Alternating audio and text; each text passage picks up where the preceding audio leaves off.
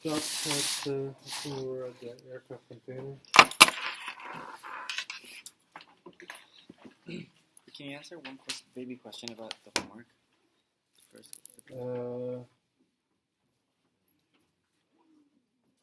Sure. For question 1A, I wasn't sure if it was 10 or 18, so I was just wondering. I picked 18, but I wasn't like 100% sure. Okay, so let me talk about it later. Okay.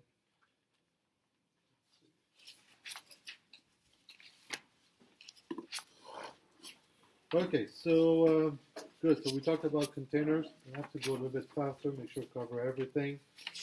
So this should be straightforward. The refrigerated containers for air transportation.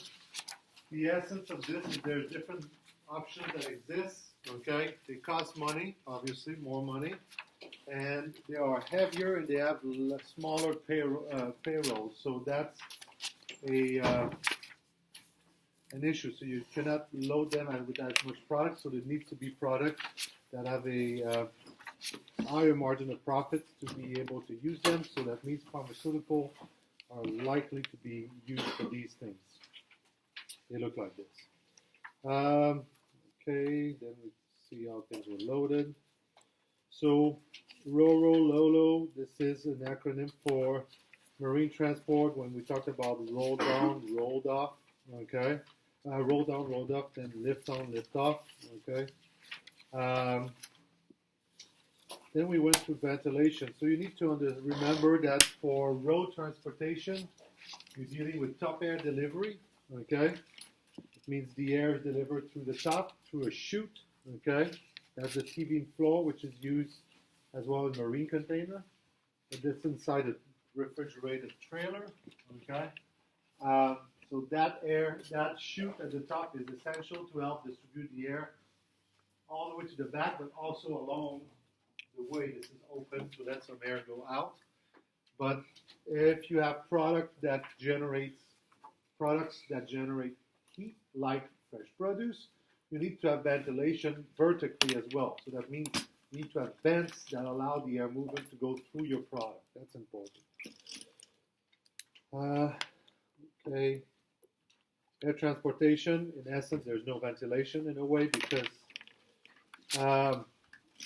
the way I explained it is there's very little space. So obviously, if you have aircraft container, there's not going to be much air going inside there because this is usually tied down with like Velcro.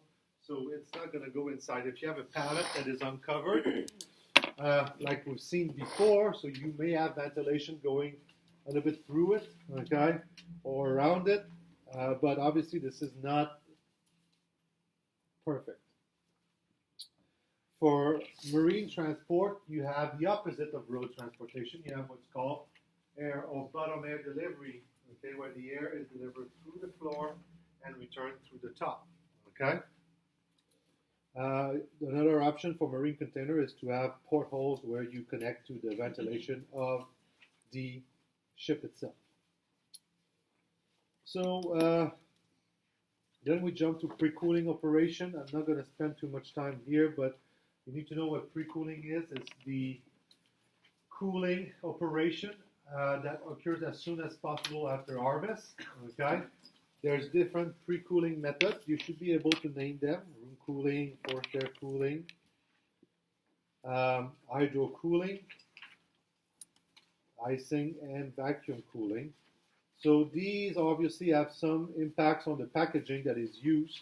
Okay, obviously, if you do have forced air cooling, you need to have good holes, okay, vents that will allow good air movement through the load, okay.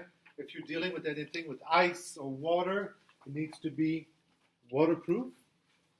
Ice, as we discussed, in addition to have to be waterproof, you need to account, for additional weight in your package, okay. So that is an important factor. Don't want to spend too much time on this. Okay.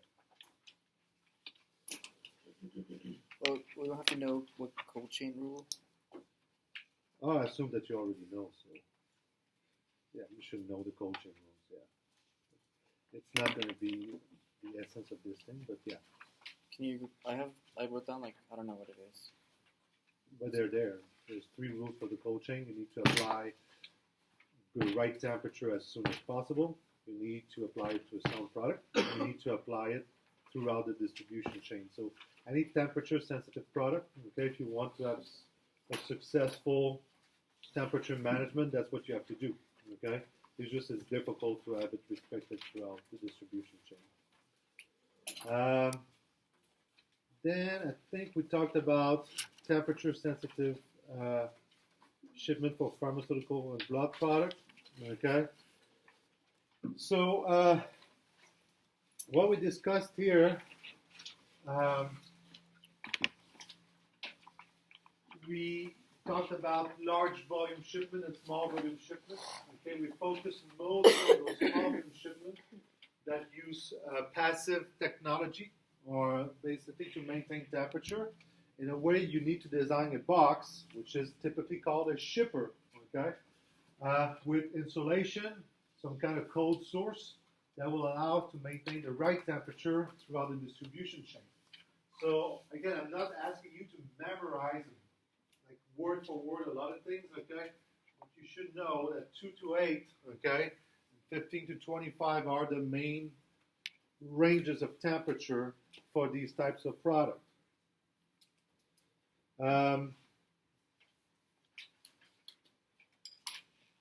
We talked about the last mile, and that's something I also mentioned when we discussed that you shouldn't be able to explain. So the last mile, okay, is when you end up with the last step of the distribution where your shipper has been delivered to us, okay, a consumer at their house, or a pharmacy, or a doctor's office, okay, and that means it's the end of the voyage, if you want, okay, and this is sometimes challenging. Why? It's because if it's left outside, okay, it can be exposed to detrimental temperature. It can be perfect temperature as well. It depends, okay. But in addition to this, it's the end of the shipment. So that means any type of cold sources you may have left, if you're dealing with cold temperature or hot temperature, they might be used up, okay, meaning the latent heat may have been all used up, and you may have now to deal only with sensible heat, so that means your temperature may change quite faster, so that makes it quite challenging, okay? So you should be able to use your words, okay, and describe what is the last mile and why it is challenging.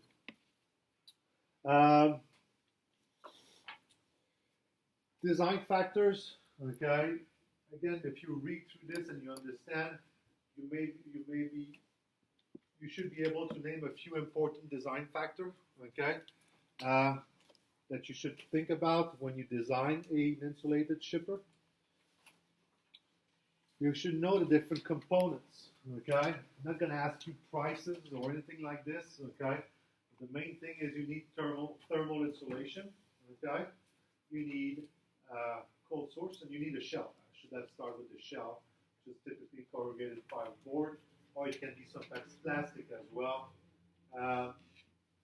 Thermal insulation, we discussed 3 choices, okay. There's more coming on this because there's more and more people working on sustainable option to replace polystyrene, okay, which is very useful for the industry, okay, but it's not very nice for the environment, okay.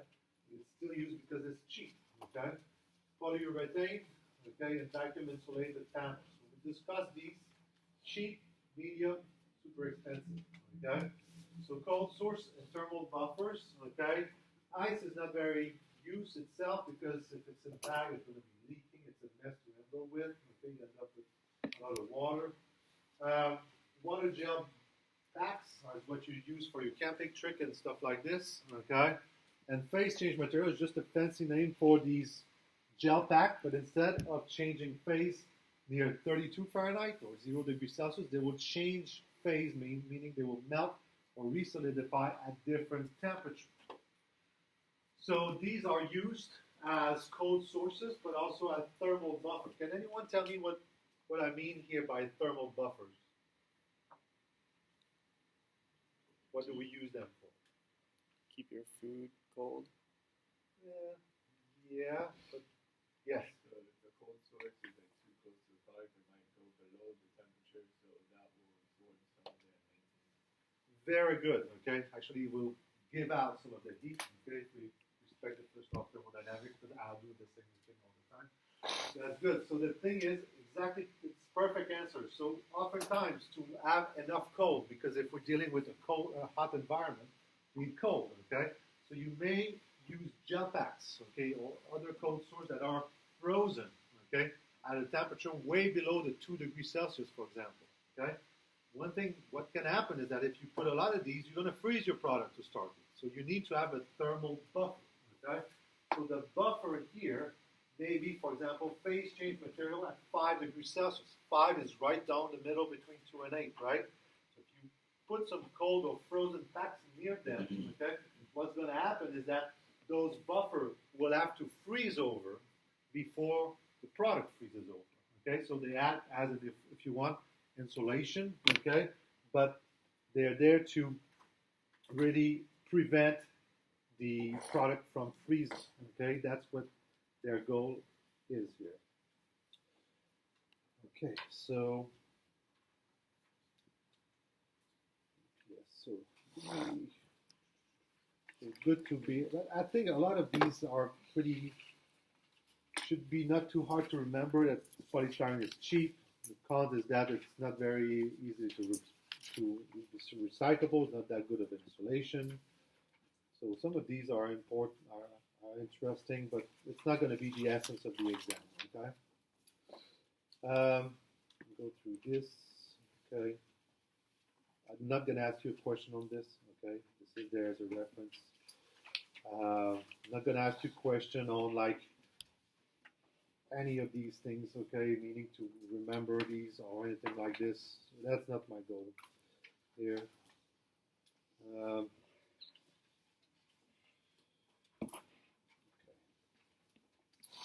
This is good. I think we covered the essence of these slides. Then after we talked about this, we switched gears. And we talked a little bit. Yes. On slide 18, you have the standard E is like it's highlighted. Some stuff is highlighted, but I don't really understand what I'm supposed to know about that. I just went over it, so I'm not going to ask you a question on this. It's important in a way for you guys to remember that, but it's not going to be a focus on the exam. Yeah, if you have a specific question, though, I'm happy to answer it. Do you have anything specific or? Yeah, right. The standard E. I don't understand what I'm supposed to understand about that. So this is to tell you that when we talked about these, what we discussed is there's people who ship or sell insulated shipper, and they will tell you this box right here will last you 48 hours, whatever temperature. This one will last you 72 hours. And initially there was a lot of problem with this because people tested their box with different temperature profile. If you want, you expose them at different temperature variation. And when we talked about this is whatever temperature you select, you can basically have any type of performance you want, okay? So this ISTA standard, okay? And ISTA stands for International Safe Transit Association, is a standard that was established to give you a benchmark, okay, to qualify insulated shipper and be able to compare them between each other. Okay, so that's the essence of what this guy is. Okay, doesn't mean that it's perfect. It doesn't mean that it will be representative of any single shipment you're going to do, but at least it's a standard procedures that we can use to evaluate performance. Yes. There was a lot of slides about thermal insulation, like polystyrene and stuff like that. How detailed do you want?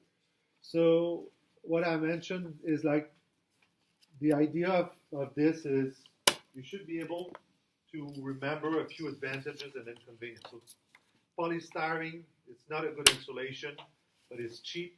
Okay, it's hard to be recycled. That's something you know. Polyurethane, it's better insulation. Okay, it's heavy. It's more. It costs more. Okay, vacuum insulated panel is the best insulation. It costs a lot of money. If you understand this, okay, you're good. Okay, because my point is, my goal is to know you guys to know these options, and I'm sure every day there's people coming with new options. Okay, recycled material, things like this. But these are the big guys. Okay. And if you want to have more information, you can go there and find it. Okay, that's not my goal to have you. There's so many slides already, so I'm realistic about this. So in here, I'm not going to ask you many questions. Okay, on these slides, there's a few things that we're going to be using. We introduce what is the force. Okay, what's the weight of a product. Okay, mass times gravitational acceleration, and again. Some of you had came to me and asked me questions because they have very little background in engineering or physics, okay? And that's totally fine, okay? Don't be, if any of you have issues with this, okay, come and see me. I'll talk with you and explain these things, okay? So don't be shy, okay? So I'm going relatively fast on this, but I'll let you decide. If you need help on any of these, come and see me, okay? Don't feel embarrassed in any way, okay? Because these days, when I started teaching this class, I had very few engineers. I had people in art department, graphic design, and I had people in marketing and business and other departments, food science. But now it's mostly engineers, so I go a little bit faster on these things and also go a lot deeper when I talk about differential equations and so on to give you proof and a way to show you the origin of the equation we use, okay? But as you see, the essence of what we're going to do with this is really apply those results. So in here, we established the main units for different terms. We're going to talk about velocity, acceleration, force, and so on. And you've seen the equation sheet that I posted on Canvas. Okay, everything is there. That's the same thing is going to be on the exam. So in here, these are basic equations of motion that you guys probably don't remember how to derive them, but if you start with this, you can play with that a little bit and you can come up with all of this. So what we're going to do with this is very soon we're going to talk about impacts and we're going to go back to these, and most likely we're going to go back to the impact velocity, okay? So you should know what the impact velocity is, okay? At this point, we have the impact velocity is when you have a product that falls from a zero initial velocity, falls due to gravitational acceleration, and that is the velocity at which it's going to hit the ground if it was dropped from a height h, okay? And what we discussed is obviously that the impact velocity is proportional to the square root of the height, is not proportional of the drop height. We're going to use that later on. But any question related to this might be, again, more like a bonus question, okay? Derivation. With those calculations. What? Is that the derivation you want us to know? I said I don't want you to know it, meaning you should be able to rederive it, okay? But that's not going to be an essence of the test. And if I were to ask you a question on this, it might be more like a bonus question, okay? And I've talked about bonus question. Usually there's just one bonus question, okay? So about 5 to 10 points, depending on the question, to continue on this. So this was the end of the slides, okay? After that, what we did is we went on the board and start talking about vibrations. So let's see if I can take my notes and go back to this and highlight some important points.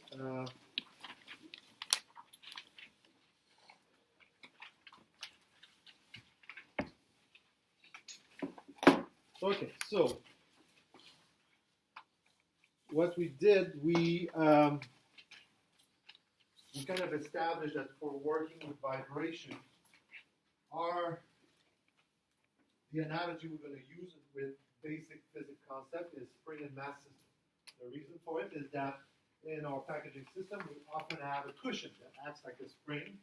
In addition to that, when we look at the pallet level, boxes themselves, stack of them, act like spring as well. So that's what we worked on. And we established that the movement, okay, or the displacement was given, you don't have to write this down, okay? It's given by a sine function. We derived this thing, okay? We also talked about this a lot. This, we mentioned this was the amplitude. Obviously, the movement of your package, okay? Here goes x of t. Looks something like this, right? If you look at this as a function of time.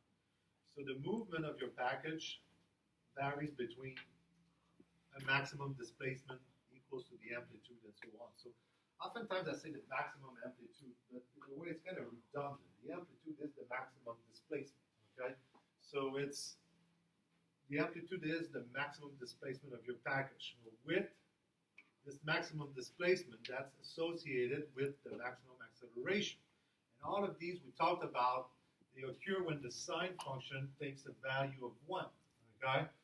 And by deriving this twice to get the acceleration, okay, remember acceleration is d squared x squared, okay? What we found is for the maximum value, we linked the acceleration, okay, to the amplitude, okay, with that term p here, okay? P here is the angular frequency that we define like this, 2 pi f. So we established a few things like this, and then we talked about two types of vibration. We talked about free vibration, okay, to introduce an important concept. Okay, from free vibration, we introduced the concept of natural frequency.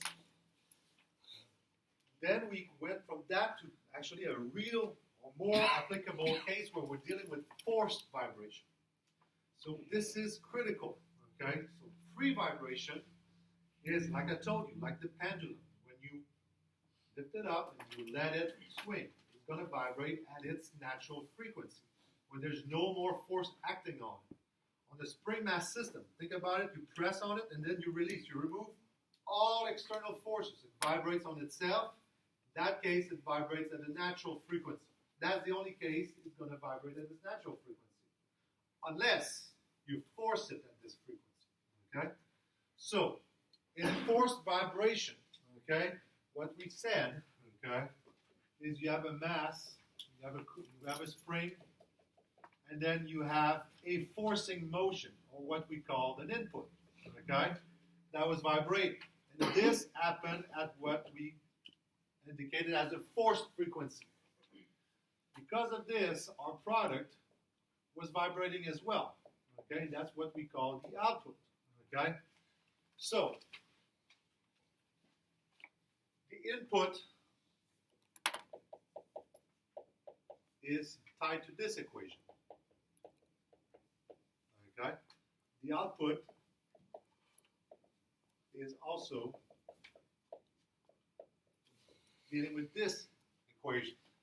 Because in force frequency, everything vibrates at the forced frequency. Okay? So that was the question Juan asked earlier. Okay? If you have a question, okay, where you're dealing with force frequency, that means that the product, the critical component, and the input, everything vibrate at the force frequency.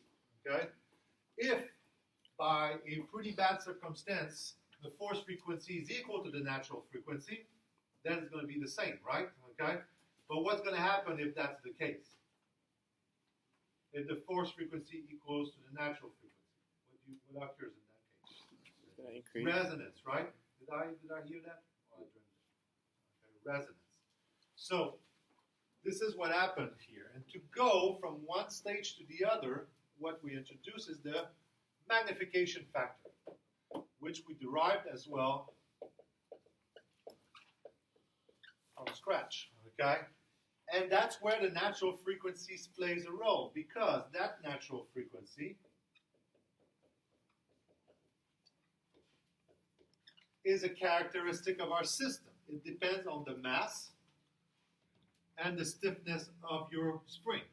Okay?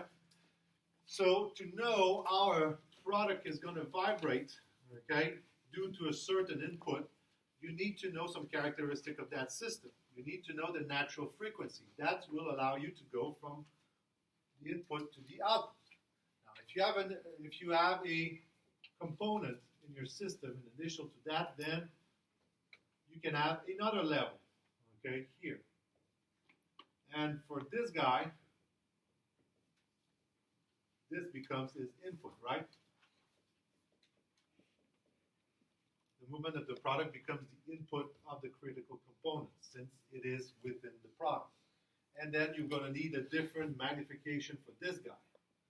The magnification factor, when we plot this on a graph, which you should also be able to do,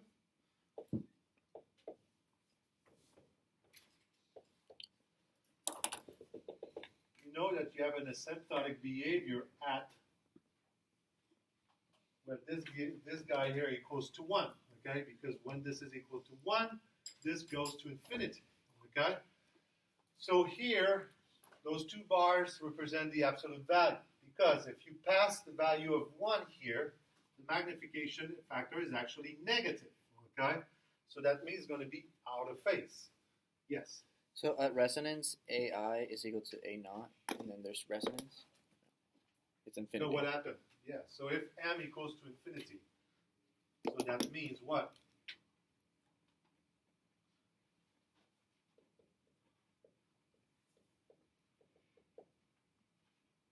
That means that obviously there's nothing that's going to be infinite in real life because there's going to be dampening, okay?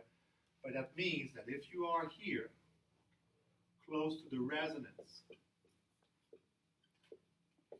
that's where a small input gets amplified, okay, and results in a very large output, okay?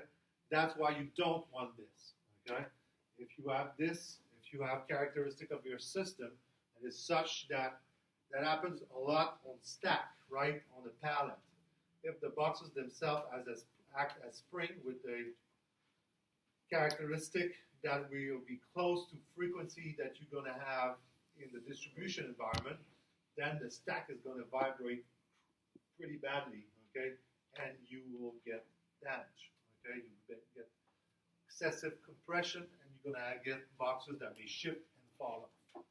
You're going to have also a lot of scuffing on the boxes, so if it's just boxes that no one's going to see, it's not a problem, but if you have nice boxes that's supposed to go on the shelf, then the product is going to look terrible, okay, so it's not good for this reason. So we identify as well another point on this graph, okay? This was the point here where the absolute value of the magnification factor goes below 1, okay? It's what was called the isolation point. That means that past this point, okay, any input, actually, any output is less than the input. In a way, the cushion absorbs the vibration. And we saw it in that video. Remember I showed you where there was horizontal vibration? At some point, the bottom was moving, okay, but the weight was just standing there still, okay, because everything was absorbed. We were past this point here. So, this is what we spent a lot of time discussing, okay. Let's see what else I can add. Yes? You talked about there's a range where it's in phase and out of phase. Is there one more ideal than another, or does it, you just don't want to have any resonance? So, in a way, what do you think about this? I would think I would want it in phase. In phase? Yeah. Okay, I think so too. The thing is, when it's out of phase, what you have is you may have additional compression on your cushion, right? And typically you have a working length on that cushion. And if it's too much, it's just going to bottom out at some point, okay? Is it worse, though, to have it out of phase than it is to have resonance, or is it worse to have resonance? Oh, resonance is what you don't want.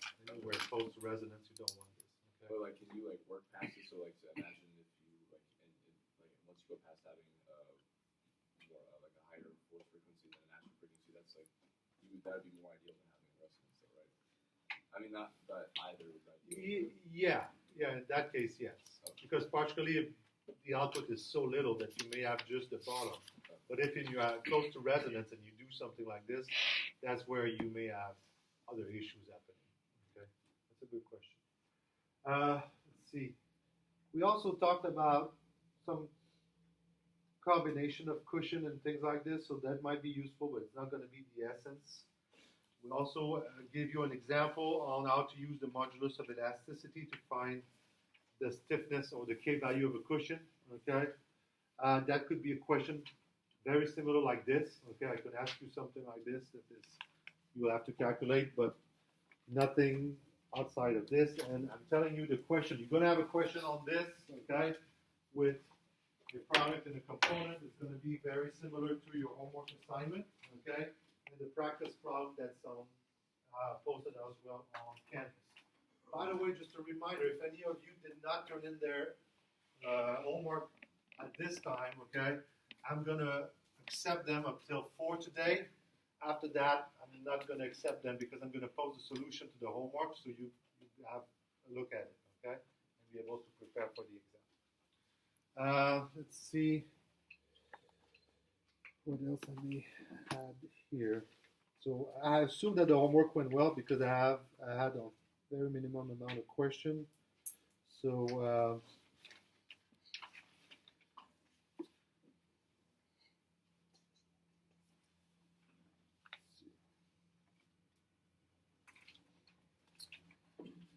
I think I covered the essence of what I wanted to do. Do you guys have any additional questions or things that want me to? Just to triple check, if A naught is equal to AI, then there's resonance. Then M is equal to infinity. No. If A naught equals to AI, Yeah. that means the magnification factor is equal to what? Well, 1. Okay, so that means it's here. Hmm. So that means you are dealing with a case where you have typically is going to be a very, very low force frequency. So it's like, remember that if you were at the beginning when they were shifting the block like this, so it was so low the frequency that the output was the same as the input. Okay, that's what it means. Okay, so then at resonance, M is equal to infinity. Yes, you cannot say equal, but tends to infinity. So it's very large. So as we'll see next, when we're going to talk about dampening, okay, is you actually have obviously a finite limit here, okay, but you still have a large output when you're dealing with a natural frequency that is close to that of the system, that is close to the system. So, you guys have any other thing? Yes. Whatever magnification is 1. Yes. Is the isolation point anywhere on the axis, or is it just not So the isolation point is the point here, okay, where when you pass it, okay, then the magnification becomes less than 1, okay? So this is corresponding to square root of 2. Okay, did I answer your question? If you're here, your magnification is at 1, but as you increase this guy here, the magnification increases, okay? The isolation point indicates the beginning of the region where, for an increased ratio here, you're going to get a lower than 1 magnification factor. Dario, did you have a question? I figured it out. Okay, look at this. Good? I think I'm going to finish for today. So I'll see you. Please arrive on time. Bring your calculator, okay? And I'll see you Friday morning. Thank you.